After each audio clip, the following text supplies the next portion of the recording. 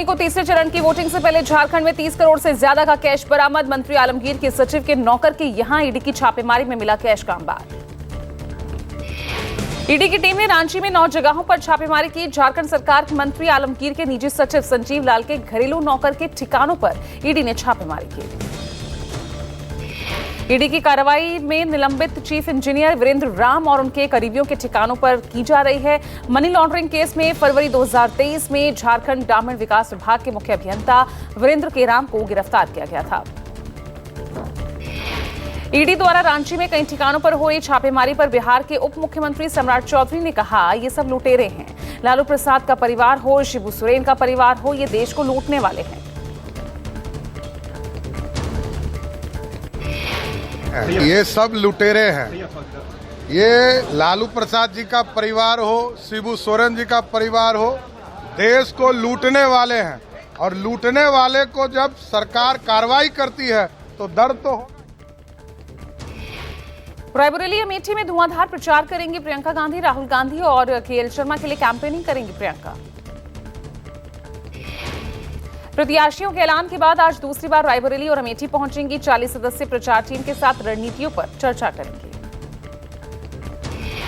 प्रियंका गांधी आज से वोटिंग तक रायबरेली में ही डेरा डालेंगी और चुनाव प्रचार अभियान की कमान संभालेंगी। इस दौरान प्रियंका गांधी अमेठी और रायबरेली में 200 से ज्यादा गांवों में प्रचार कर राहुल गांधी के लिए वोट मांगेंगी। यूपी के अमेठी में कांग्रेस दफ्तर में तोड़फोड़ हुई। कांग्रेस कार्यालय के बाहर खड़ी गाड़ियों में तोड़फोड़ की गई। कांग्रेस का बीजेपी समर्थकों पर हमले का आरोप। कांग्रेस का आरोप, कार्यकर्ताओं से भी मारपीट की गई। अज्ञात लोगों के खिलाफ एफआईआर दर्ज की गई है। कांग्रेस ने पुलिस प्रशासन पर मूकदर्शक बने रहने का आरोप लगाया। कांग्रेस ने कहा, बीजेपी अब गुंडागर्दी पर आई है। सुप्रिया श्रीनेत ने एक्स पर पोस्ट कर लिखा, हवा का रुख बदल गया है। तीसरे चरण की वोटिंग से पहले जौनपुर से कटा बाहुबली धनंजय सिंह की पत्नी का टिकट श्रीकला की जगह श्याम सिंह यादव को बीएसपी ने टिकट दिया। श्याम सिंह यादव आज नामांकन दाखिल करेंगे। श्याम सिंह यादव जौनपुर से सिटिंग सांसद है। श्रीकला पहले बीएसपी उम्मीदवार के रूप में नामांकन दाखिल कर चुकी हैं। श्याम सिंह यादव को टिकट मिलने की पुष्टि भी हुई है और कहा कि बहन जी ने फोन करके लड़ने के लिए कहा। श्याम सिंह यादव ने जौनपुर से बीएसपी के जीतने का दावा किया। धनंजय सिंह इन दिनों जमानत पर बाहर है। पत्नी श्रीकला का टिकट कटने के बाद धनंजय सिंह ने अपने घर जौनपुर पर अपने करीबी लोगों की बैठक बुलाई।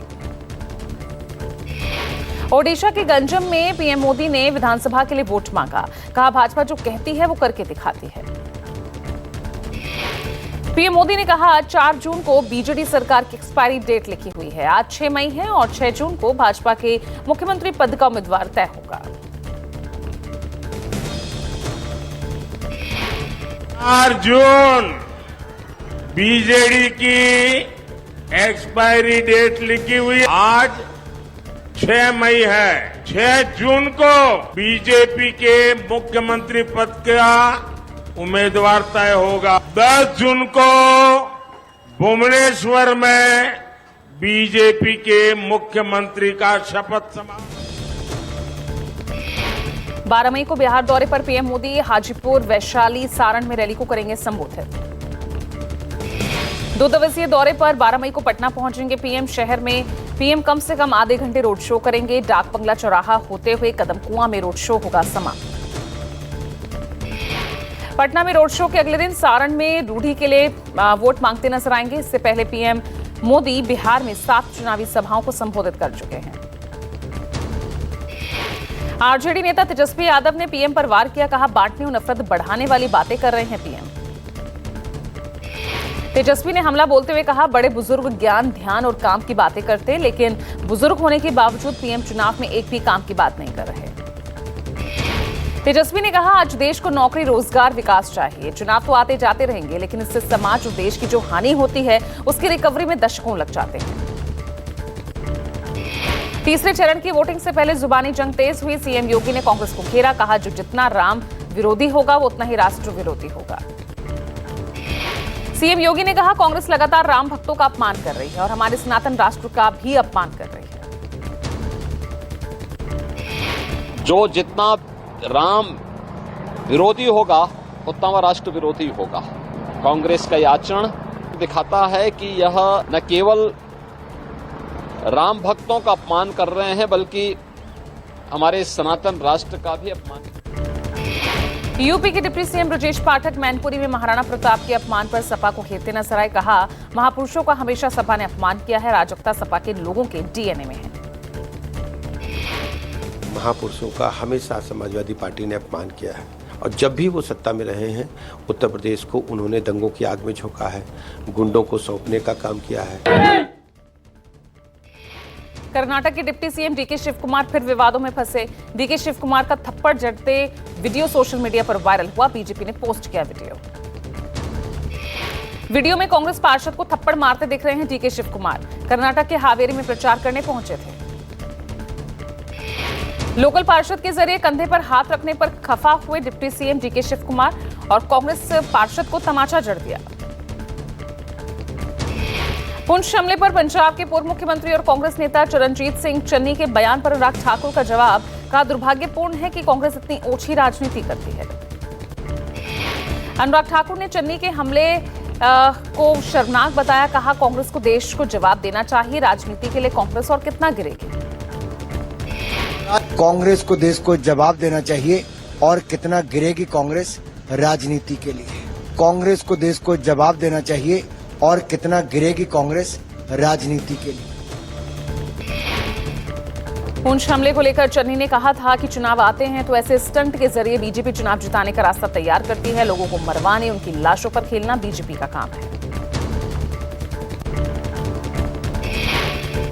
पुंछ में वायुसेना की टीम पर हुए आतंकी हमले के बाद आतंकियों की तलाश जारी है। लगातार तीसरे दिन आतंकियों की तलाश की जा रही है। सेना, para commandos, Jammu Kashmir police के स्पेशल ऑपरेशन ग्रुप के जवान, सीआरएफ, पीएफ के भी जवान लगातार जंगलों में सर्च ऑपरेशन चला रहे हैं। आतंकियों ने 2 दिन पहले वायुसेना की टीम पर अटैक किया था। सुरक्षा बलों ने कुछ संदिग्ध लोगों को पूछताछ के लिए हिरासत में लिया है।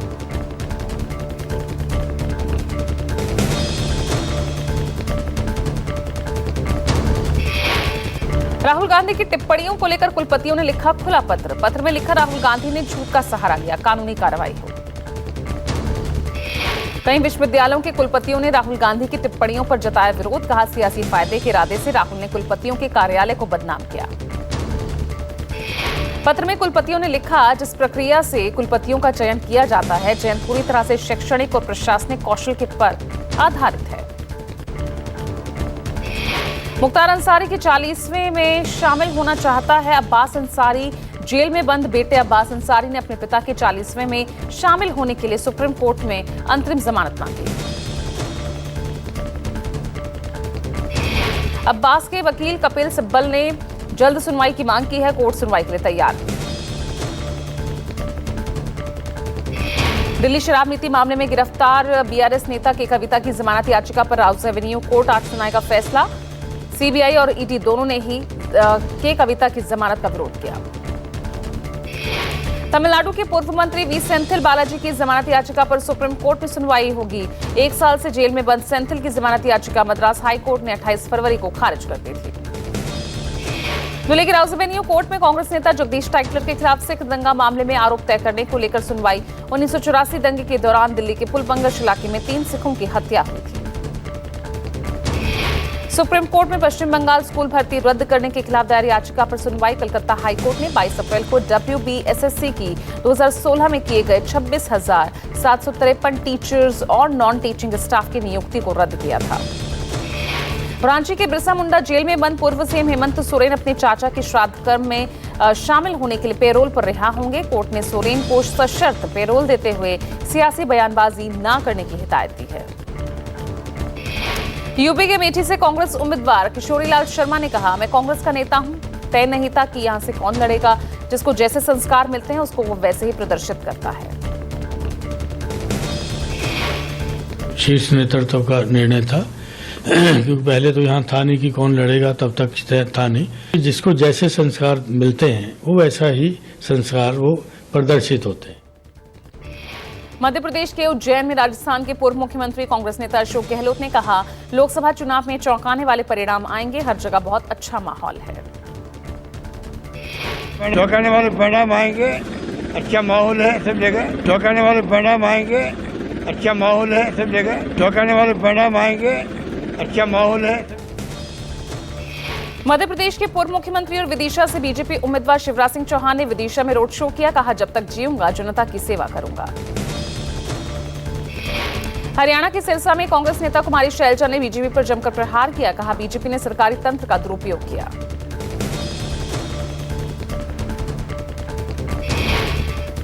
तंत्र का दुरुपयोग ये लोग करते हैं और लोग भी देख रहे हैं कि ये कुछ भी करेंगे, लेकिन अब इनके साथ जनता नहीं है और जनता इनको छोड़। हरियाणा के सोनीपत में सीएम नायब सिंह सैनी ने जनसभा को संबोधित करते हुए कहा, जो कांग्रेस को गाली देते थे उसे अपने परिवार को बचाने के लिए गले लगा लिया। सीएम नायब सिंह सैनी ने कहा, कांग्रेस के पास विकास को लेकर कोई एजेंडा नहीं, कैसे परिवार को बचाया जाए। गुजरात के अहमदाबाद में मतदाताओं को जागरूक करने के लिए रन फॉर वोट मैराथन का आयोजन। युवाओं को जागरूक करने के लिए मैराथन का आयोजन किया गया। उत्तर पूर्वी दिल्ली सीट से कांग्रेस उम्मीदवार कन्हैया कुमार दाखिल कर चुके हैं नामांकन और उनसे पहले नामांकन से पहले उन्होंने हवन भी किया। सभी धर्मों के गुरुओं से आशीर्वाद भी लिया। नामांकन से पहले बोले कन्हैया कुमार, कहा, सभी धर्मों के गुरुओं ने संविधान की प्रस्तावना भेंटकर मेरे लिए दुआएं मांगी। उत्तर पूर्वी दिल्ली सीट पर बीजेपी के मनोज तिवारी और कन्हैया कुमार के बीच भिड़ंत। दिल्ली की 7 सीटों पर छठे चरण में 25 मई को होनी है वोटिंग। हरियाणा में नामांकन का अंतिम दिन आज। पूर्व सीएम मनोहर लाल दाखिल करेंगे पर्चा। हरियाणा के सीएम नायब सिंह सैनी भी करनाल विधानसभा उपचुनाव के लिए भरेंगे पर्चा। कर्नाटक सेक्स स्कैंडल की जांच के लिए गठित एसआईटी ने की जारी हेल्पलाइन नंबर। यौन उत्पीड़न की शिकार महिलाओं से रिपोर्ट दर्ज करने की अपील की। कर्नाटक के गृह मंत्री डॉक्टर जी परमेश्वर ने रविवार को प्रज्वल रेवन्ना का पता लगाने के लिए ब्लू कॉर्नर नोटिस जारी किया। कर्नाटक के सिद्धारमैया सरकार का बड़ा ऐलान। सेक्स स्कैंडल की पीड़ित महिलाओं को दी जाएगी आर्थिक मदद। पार्टी के राज्य प्रभारी रणदीप सुरजेवाला ने ऐलान किया। हासन सांसद प्रज्वल रेवन्ना के लिए पिता एचडी रेवन्ना अपहरण के मामले में गिरफ्तार हुए। कोर्ट ने पूर्व मंत्री जेडीएस विधायक एचडी रेवन्ना को 8 मई तक एसआईटी की हिरासत में भेजा। एचडी रेवन्ना के हिरासत में लिए जाने पर कांग्रेस के राष्ट्रीय अध्यक्ष मल्लिकार्जुन खड़गे ने कहा, जो एक्शन लेना चाहिए वो एसआईटी ले रही है।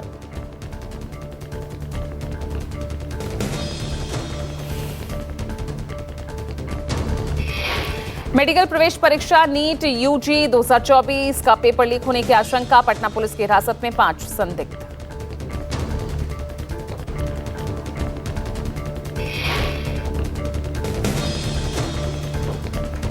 सूचना मिलने के बाद पटना पुलिस ने कल कई जगहों पर छापेमारी की। पटना एसएसपी ने कहा, प्रश्न पत्र लीक होने के मामले में गोपनीय सूचना पर एफआईआर दर्ज।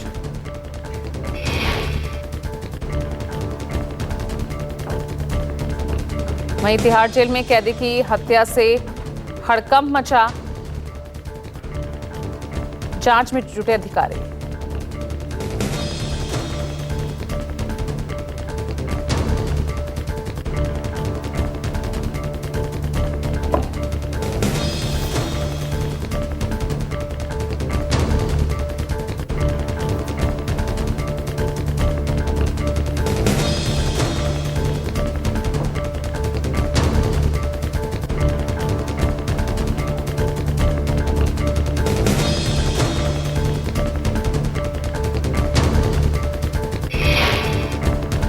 हिंदू सनातन संघ के राष्ट्रीय अध्यक्ष और अन्य हिंदू नेताओं को जान से मारने की धमकी देने वाला मौलाना गिरफ्तार मौलाना का नाम सोहेल अबू बकर है और सूरत क्राइम ब्रांच ने मौलाना को अरेस्ट किया। गिरफ्तार मौलाना ने पाकिस्तान, नेपाल और अन्य देशों के लोगों के साथ मिलकर हिंदू नेताओं को जान से मारने की धमकी दी थी। पुलिस जांच में सामने आया कि मौलाना वारदात को अंजाम देने के लिए ऑनलाइन लूडो गेम के जरिए जुड़ता था। चैट विकल्प का इस्तेमाल कर वो रच रहा था हत्या का षड्यंत्र। पूर्व बाहुबली विधायक अनंत सिंह बेऊर जेल से बाहर निकले। बिहार सरकार के गृह विभाग ने अनंत सिंह को 15 दिनों की पैरोल पर रिहा करने का निर्देश दिया। यूपी में आज बदलेगा मौसम का मिजाज। राज्य के पूर्वी हिस्सों में बारिश और गरज के साथ बौछार की संभावना। केंद्रीय प्रदूषण नियंत्रण बोर्ड ने रविवार को प्रदूषित शहरों की लिस्ट जारी की और सबसे प्रदूषित शहरों में यूपी का ग्रेटर नोएडा पहले पायदान पर है। इजराइल के पीएम नेतन्याहू का बड़ा बयान, कहा बंधकों के बदले गाजा में पूर्ण संघर्ष विराम संबंधी हमास की मांग को मानना हमारी बहुत बड़ी हार होगी।